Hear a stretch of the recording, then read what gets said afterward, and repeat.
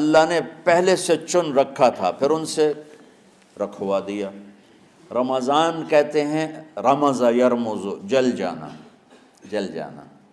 رمضان کو رمضان کیوں کہتے ہیں؟ کہ اس میں گناہ جل جاتے ہیں۔ مسلمان پہلا روزہ رکھتا ہے اور اس کے گناہ اللہ جلانا شروع کرتا ہے، اس کی بھوک پیاس کی آگ میں گناہوں کو ڈالتا ہے، جلاتا ہے۔ آخر 29 رمضان یا 30 رمضان آخری رات اللہ تعالیٰ اس کی پچھلے سال کے سارے گناہ معاف فرما دیتا ہے۔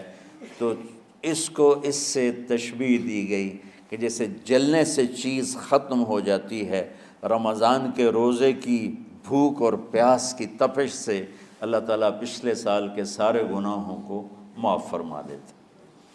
تو مجھے خیال آیا اس وقت جب ابھی بالکل کزرع اخرج شطأہ تھا، ہمارے مدرسے کی مثال کزرع اخرج شطأہ، دعا کرو اللہ تعالیٰ فاستغلظ فاستوى علی سوقہ سے بنا دے۔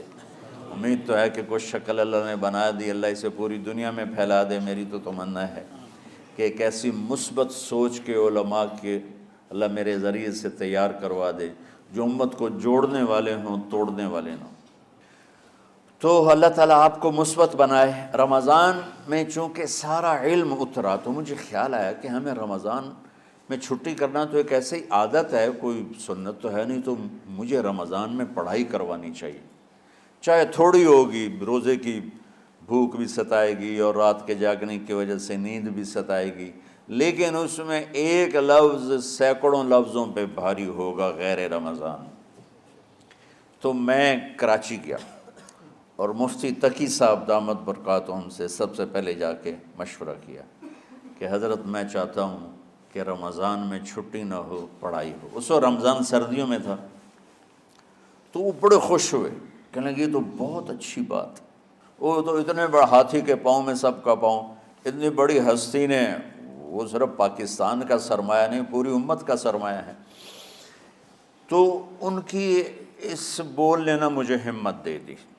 تو پھر میں نے یہاں آ کر تو ہم نے رمضان میں سبق شروع، اس وقت ذرا میری ہمت تھی تو میں رات کو پڑھاتا بھی تھا، بیان بھی کرتا تھا۔ تو ہم نے رمضان میں شروع کی کہ یہ رحمتوں کا مہینہ، ہر چیز کی برکت کا مہینہ، ہر شے کی اللہ کی طرف سے فراوانی اس میں ہے، علم کی بھی، ہدایت کی بھی، رزق کی بھی۔ غریب سے غریب آدمی بھی سموسے بنا کے بیٹھا ہوتا ہے، پکوڑے بنا کے بیٹھا ہوتا ہے، اور دسترخوان پہ ایک کی بجائے 3 چیزیں پڑی ہوتی ہیں۔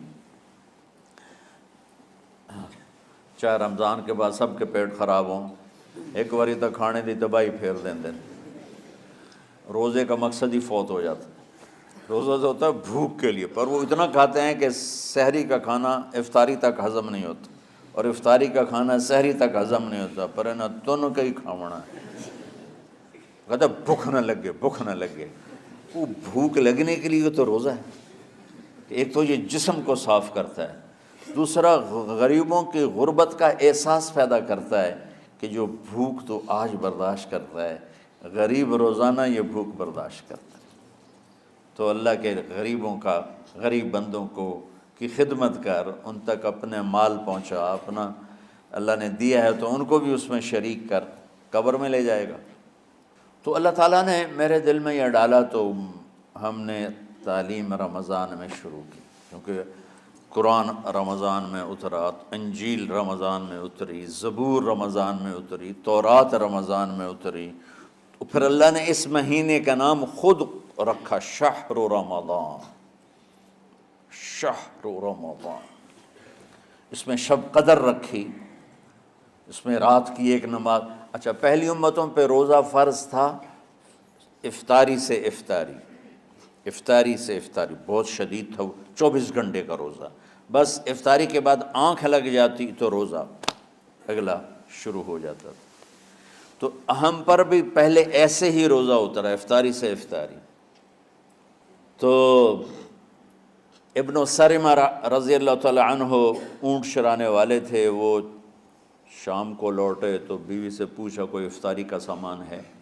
انہوں نے کہا ہے تو نہیں، میں کہیں سے لے آتی ہوں۔ وہ گئیں افطاری کا کوئی سامان لینے، ان کو تھوڑی دیر ہو گئی اور ان کی آنکھ لگ گئی، تھکے ہوئے تھے، سورج ڈوب گیا۔ جب وہ آئیں تو ان کا ہائے سرما، تو ہلاک ہو گیا۔ کہ کیا ہوا؟ کہ اگلا روزہ شروع ہو گیا کیونکہ تیری آنکھ لگ گئی۔ تو انہوں نے کہا چلو کوئی بات نہیں، لیکن ظہر کے وقت بے ہوش ہو گئے۔ ایک روایت میں آتا ہے نماز پڑھنے آئے اور گر گئے، اور ایک میں آتا ہے گھر میں بے ہوش ہوئے۔ تو جو بھی صورتحال تھی اللہ کے نبی کو پتہ چلا۔ کیا ہوا؟ سرما کو کہا جی وہ افطاری کر نہیں سکے تو روزہ شروع ہو گیا تو بے ہوش ہو گئے۔ تو اللہ کے نبی رنجیدہ ہوئے، تو اللہ تعالیٰ نے قرآن اتار دیا، چلو میرے محبوب ساری رات کھاؤ، حتیٰ یتبین لکم الخیط الابیض من الخیط الاسود من الفجر، کہ میرے محبوب صبح صادق تک آپ کی امت کو اجازت ہے، کھاؤ۔ پہلی امتوں پر افطاری سے افطاری، لیکن ان کی نماز تراویح نہیں تھی، تو ہمیں اللہ تعالیٰ نے دیا سحری تک، پوری رات۔ اچھا ایک صحابی آئے، یا رسول اللہ میں تو مارا گیا۔ آپ نے کہا کیا ہوا؟ کہا میرا روزہ تھا، میں بیوی کے پاس چلا گیا۔ آپ نے کہا تو پھر تو غلام آزاد کر، کفارہ دے۔ کہا جی میں تو خود غریب آدمی ہوں، غلام کہاں سے آزاد کروں، خریدنا پڑے گا۔ آپ نے کہا 60 مسکینوں کو کھانا کھلا۔ کہ میں آپ مسکین ہوں، میں کنوں کھانا کھلاؤں؟ آپ نے فرمایا پھر آخر یہ کہ 60 روزے رکھ، مسلسل رکھنے ہوتے ہیں جو کفارے کے ہوتے ہیں۔ وہ کہنے لگا ایک روزے چاہے کم کیتا ہے، 60 روزے اج میں کی کروں گا؟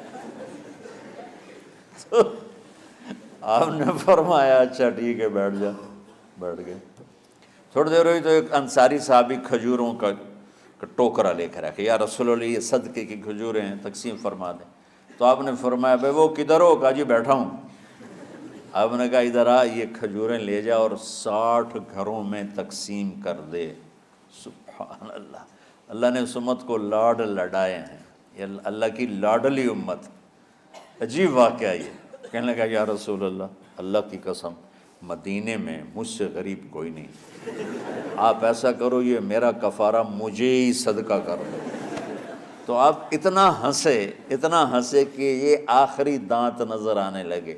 بہت کم ایسا ہوتا تھا، فَضَحِكَ حَتَّى بَدَتْ نَوَاجِذُهُ، ایسا ہنسنا آپ کبھی کبھی ہنستے تھے کہ آخری دانت پورا منہ کھل جائے، تو آپ اتنا ہنسے کہ آخری دانت تک نظر آنے لگے۔ تو آپ نے کہا اچھا جا لے جا تیرے واسطے، لیکن یہ صرف تیرے لیے اور کسی کے لیے نہیں ہے۔ تو جب ایسی خیانت ہوئی تو اللہ تعالیٰ نے دوسرا حکم بھی اتار دیا کہ باشروہن، کہ تمہارے لیے بیوی بھی حلال ہے، کھانا بھی حلال ہے جب تک صبح صادق نہیں ہو جاتی۔ لیکن اللہ نے ہمیں ایک نماز عطا فرما دی جس کو ہم آج صلاۃ التراویح کہتے ہیں۔ میرے نبی کے زمانے میں اسے قیام اللیل کہا جاتا تھا۔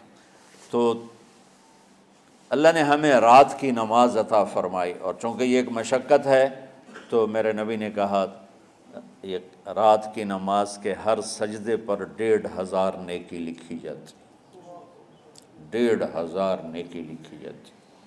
اور اللہ تعالیٰ ہر سجدے پر جنت میں ایک محل بناتا ہے جس کے 60,000 سونے چاندی کے دروازے ہوتے ہیں، اور ایک درخت اس کے لیے لگاتا ہے جس کے نیچے 100 سال گھوڑا دوڑ سکتا ہے۔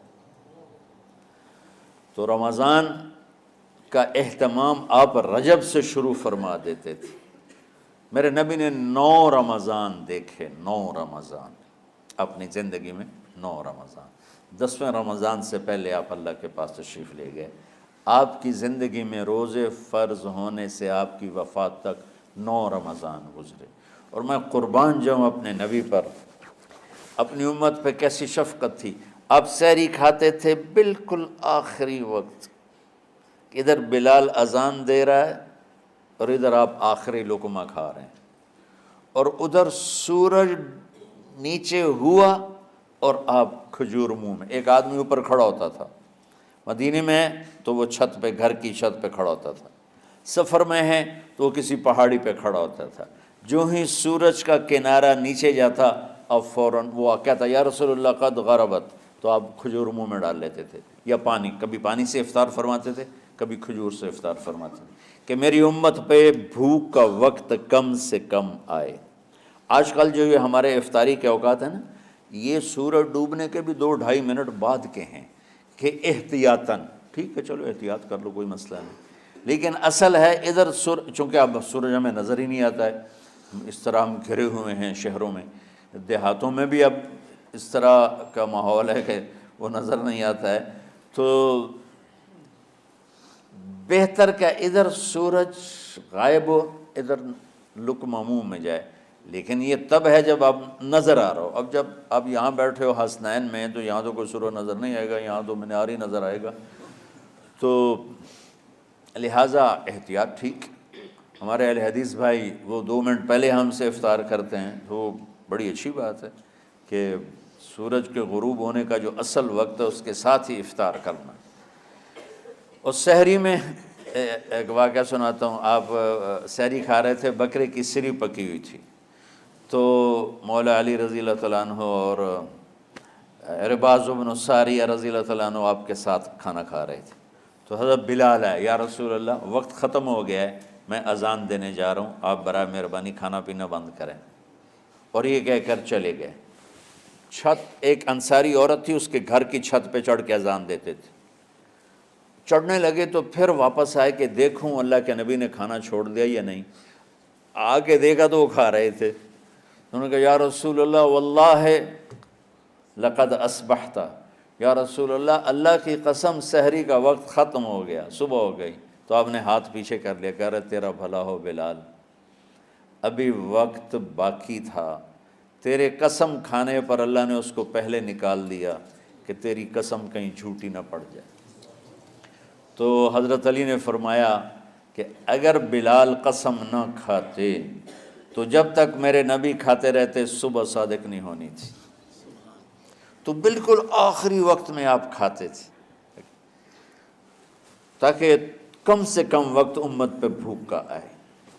تو اللہ تعالیٰ آپ کے علم میں برکت دے۔ رمضان علم کا مہینہ ہے، سونے کا نہیں ہے، کھانے کا نہیں ہے، سموسے پکوڑے کا نہیں ہے، رمضان علم کا مہینہ، شب قدر اس میں ہے، اللہ کا عرش پہلے آسمانوں پر ہے، سارا دن ساری رات اللہ کے اعلان ہو رہے ہیں، کوئی بخشش چاہنے والا، کوئی معافی چاہنے والا، کوئی رزق چاہنے والا، کوئی ہدایت چاہنے والا، کوئی شفا چاہنے والا، اور فرشتوں کے اعلان ہو رہے ہیں بھلائی کرنے والے آگے بڑھ، برائی کرنے والے بس کر دے۔ تو جو رحمت رمضان میں، میرے نبی نے فرمایا اگر میری امت کو پتہ چل جائے کہ رمضان کیا ہے تو یہ تمنا کریں گے کہ کاش سارا سال ہی رمضان ہوتا۔ تو بچوں آپ خوش قسمت ہیں کہ آپ کا جو رمضان ہے وہ علم کی طلب میں ہے، اس میں اگر آپ سوئے بھی ہوگے نا تو آپ کو وہ اجر ملے گا جو نفلیں پڑھنے والوں کو بھی نہیں ملے گا۔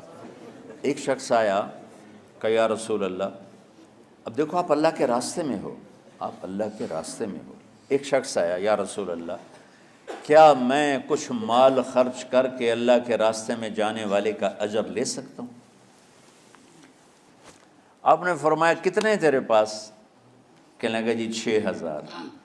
اس دور میں 6,000 بہت بڑی دولت تھی، تو آپ نے اسے فرمایا کہ تو 6,000 تو کچھ کہہ رہا ہے اور میں یہ کہہ رہا ہوں تو سارے بھی خرچ کر دے تو جو اللہ کے راستے میں سویا ہوا ہے اس کی نیند کے اجر کو بھی نہیں پا سکتے۔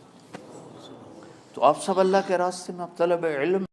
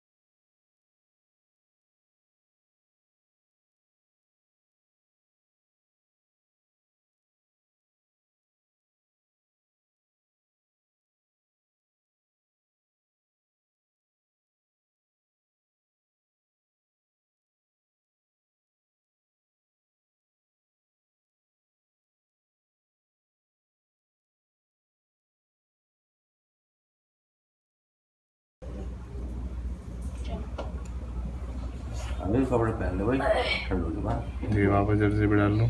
ठंड हो गई। ठंड